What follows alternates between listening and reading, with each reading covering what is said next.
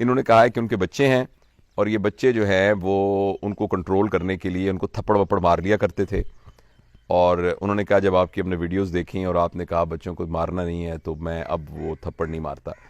تو پہلے میں تھپڑ مارتا تھا تو وہ میں کنٹرول کر لیتا تھا، اب چونکہ میرے اوپر ایک مورل پریشر بن گیا ہے کہ میں تھپڑ نہیں مارتا تو اب وہ قابو نہیں ہوتے. اور انہوں نے کہا کہ ان میں سے جو ایک بچی بڑی ہے وہ تو بالکل بھی قابو نہیں ہوتی اور وہ چھوٹے بچوں کو بھی مارتی ہے اور بہن بھائیوں کو مارتی ہے. دیکھیے تھوڑی سی مس انڈرسٹینڈنگ میں دور کرنا چاہتا ہوں. میں نے کبھی بھی یہ نہیں کہا کہ سخت امپلیمنٹیشن آف لا نہیں ہونی چاہیے گھر کے اندر. اگر آپ غور سے میرے وہ سارے کلپس اور ویڈیوز سنیں، گھر کے اندر کچھ قوانین بننے چاہیے، کچھ اصول بننے چاہیے. وہ اصول، ان اصولوں کے پیچھے کوئی نہ کوئی لاجک ہونی چاہیے. یعنی وہ اصول اس لیے نہیں بنا ہوا کہ ابا جی نے کہہ دیا اس لیے اصول بن گیا. اصول اس لیے ہے کہ اس کے پیچھے یہ لاجک ہے.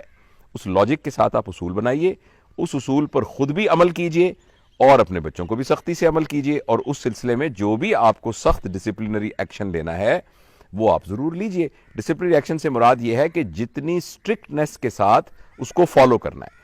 اس کا یہ مطلب نہیں ہے کہ آپ نے غصے کے ساتھ فالو کرنا ہے.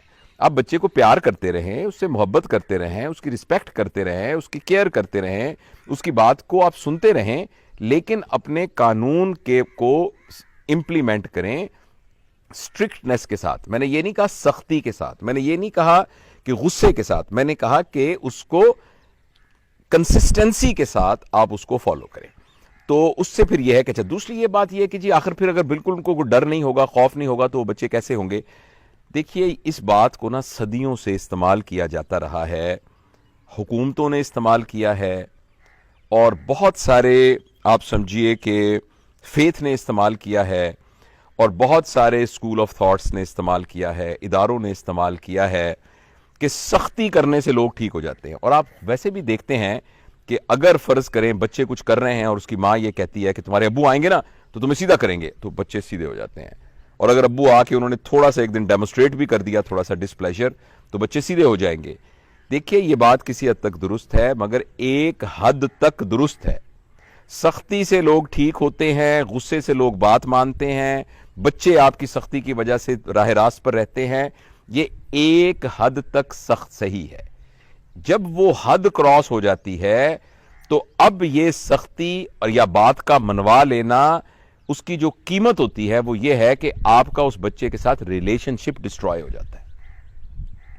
تو چھوٹی چھوٹی معمولی بات میں شروع میں تو آپ یہ ڈر اور یہ خوف کے ساتھ کچھ وقت کام نکلوا لیں گے، مگر لانگ ٹرم آپ کا بچوں کو مارنا، بچوں کو ہمیشہ اس خوف میں رکھنا کہ ابو آ جائیں گے تو اب یہ کریں گے اور امی ناراض ہو گئیں تو یہ ہو جائے گا، ایسا کرنے سے ہو سکتا ہے وہ بچہ اس لیے آپ کی بات مسلسل مانتا رہے کہ اس بچے کا اپنا کریکٹر بہت ویک ہو رہا ہے، اس بچے کی اپنی ول پاور بہت نیچے جا رہی ہے، اس بچے کا اپنا کانفیڈنس تباہ ہو رہا ہے، اس بچے کی سیلف ایفیکیسی تباہ ہو گئی ہے. تو اس کی وجہ سے ہو سکتا ہے آپ کو لگے کہ آپ کے سختی کی وجہ سے آپ نے گھر کے اندر بالکل ایک زبردست ماحول قائم کر لیا ہے، لیکن میری بات کو آپ لکھ لیجئے کہیں، اس کی جو قیمت آپ ادا کر رہے ہیں وہ یہ ہے کہ آپ کا اور آپ کے بچے کا ریلیشن شپ تباہ ہو رہا ہے. اور جب ریلیشن شپ تباہ ہوگا تو بچے کا آپ کے ساتھ رہنا وہ صرف اور صرف نیڈز کی بنیاد پر ہوگا. بچہ کیا کرے اس کی فیس آپ دے رہے ہیں، اس کو پاکٹ منی آپ دے رہے ہیں، ٹھیک ہے نا، اس کو کپڑے آپ دلا کے دے رہے ہیں، عید پہ آپ اس کو کپڑے لے کے دیتے ہیں، کھلونا آپ اس کو لے کے دیتے ہیں، تو وہ کیا کرے؟ وہ آپ کے ساتھ رہے گا، لیکن اندر سے آپ کا اور اس کا ریلیشن شپ بریک ہوگا. اور جو ہی وہ بچہ اکنامکلی وائبل ہوا، اپنے پیروں پہ کھڑا ہو سکتا ہوا، اس کو کہیں اور کوئی سہارا نظر آنا شروع ہوا تو وہ بچہ آپ کو چھوڑ جائے گا. متعدد آپ نے ایسے واقعات دیکھے ہوں گے. ایک خاتون ہے، میرا ایک ہی بیٹا تھا، میں نے بڑی مشکل سے اس کو پالا، میں نے بڑی اس پر محنت کی، اب اس کی شادی ہوئی ہے تو اس کی بیوی بڑی بہت بری، ہم بہو سلیکٹ کر کے لے آئے ہیں اور وہ اس کو لے کے چلی گئی ہے. تو سب کو یہ لگ رہا ہوتا ہے کہ بھئی یہ بہویں جو ہے وہ بیٹوں کو لے کے چلی جاتی ہیں، لیکن میرے خیال کے اندر وہ کچھ بہویں بھی ایسی ہوتی ہوں گی، لیکن آپ کا بیٹا آپ سے تنگ آیا ہوا ہے، آپ کے بیٹے کا آپ کے ساتھ ریلیشن شپ ڈسٹرب ہوا ہے، اور چونکہ اس کی مجبوری تھی اور خاص طور پر اکنامکلی وہ آپ پہ ڈیپینڈنٹ تھا، اس لیے وہ آپ کے ساتھ چپکا ہوا تھا. جو ہی اس کی economic viability on his own spine he can lean, تو وہ آپ کو چھوڑ کر چلا جائے گا. اس لیے مہربانی کر کے یہ والی بات تو ذہن سے نکال دیں کہ میں سختی کو بڑھاؤں گا تو جس کی وجہ سے بچے کمزور ہو جائیں گے. باقی رہی بات کہ وہ بچے آپس میں لڑتے ہیں اور بڑی، تو آپ ایک بات یاد رکھیے کہ بچے بڑوں کی طرح نہیں ہوتے ہیں. ان کی لڑائیاں لانگ ٹرم نہیں ہوتی ہیں، ان کی دشمنیاں دیکھیں نا، کوئی شخص مجھے گالی دے، ہو سکتا ہے میں مرتے دم تک اس بات کو یاد رکھوں اور جب مجھے کچھ موقع ملے تو میں اس کو فائر بیک کروں اور اس کے اپنے دل میں کینہ رکھوں، اس کے بغض. یہ جو بچے ہوتے ہیں یہ بالکل اس طریقے سے نہیں ہوتے. یہ فرض کریں اس نے اس کی گڑیا توڑ دی، اس نے اس کو تھپڑ مار دیا، اس کو دھکا دے دیا، تو وہ بچے جو ہیں آپ کے خیال میں وہ دل میں رکھ لیں گے. ایسا بالکل نہیں ہوتا. یہ بچوں کے یہ جو چھوٹی چھوٹی جو پرابلمز ہوتے ہیں یہ بالکل معمولی ہوتے ہیں، یہ عارضی ہوتے ہیں. تو جو چھوٹے بچے آپس میں کر رہے ہوتے ہیں ایک حد تک آپ ان کو اگنور کیجئے.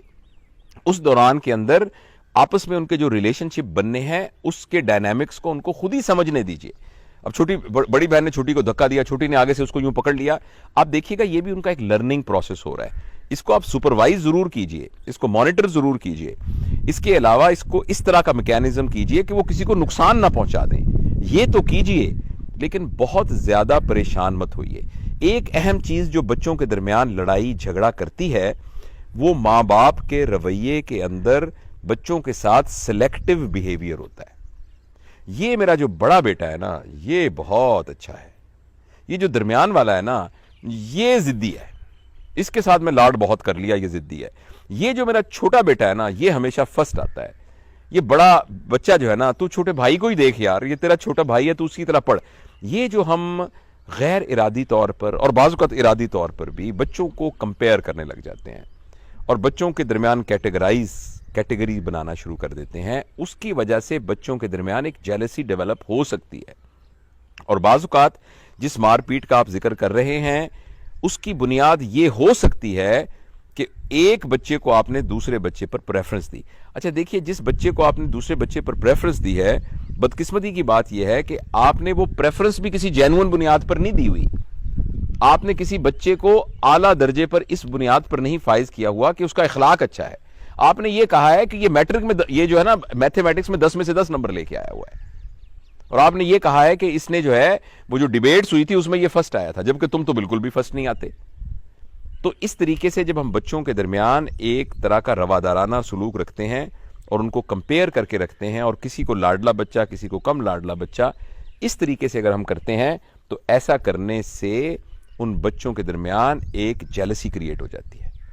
یہ بات. دوسرا، جب بچے کھیل رہے ہوں کوشش کریں کہ ان کے ساتھ ہم کھیلیں، خاص طور پہ جو چھوٹے بچے ہیں. دوسرے بچے کھیل رہے ہیں لوڈو تو آپ بھی ساتھ بیٹھ کے لوڈو کھیلیے نا. ہرے رنگ کی گوٹیاں آپ لے لیجئے، باقی رنگ کی گوٹیاں ان کو دے دیجئے، تاکہ وہ آپ کے لیول پر آ کے آپ کے ساتھ ایک ریلیشن شپ. بچے کرکٹ کھیل رہے ہیں تو آپ بھی وکٹ کیپنگ کیجئے نا، پیچھے کھڑے ہو جائیے کچھ دیر کے لیے، بچوں کے ساتھ بھاگیے. بچوں کی ان تمام چیزوں میں جس میں وہ لڑ رہے ہیں اس میں آپ بھی پارٹیسپیٹ کرنا شروع کر دیں تو آپ دیکھیں گے کہ ان کے اندر ایک ڈسپلن آ جائے گا. اور دوسری بات یہ کہ چھوٹی چھوٹی ان کی لڑائیوں پر آپ بالکل پریشان نہ ہوئیے. اور آخری تو یہی بات ہے جو بڑی ضروری ہے کہ مہربانی کر کے نا تھپڑ، انسلٹنگ ایٹیچیوڈ، یہ تو کسی طریقے سے آپ کی بچوں کی تربیت کے اندر ذرا سا بھی کنٹریبیوٹ نہیں کر رہا، بلکہ میں کہوں گا کر رہا ہے کنٹریبیوٹ، نیگیٹو کنٹریبیوٹ کر رہا ہے، آپ کے بچوں کی تربیت کو خراب کر رہا ہے. تو یہ ہے آپ کے سوال کا جواب.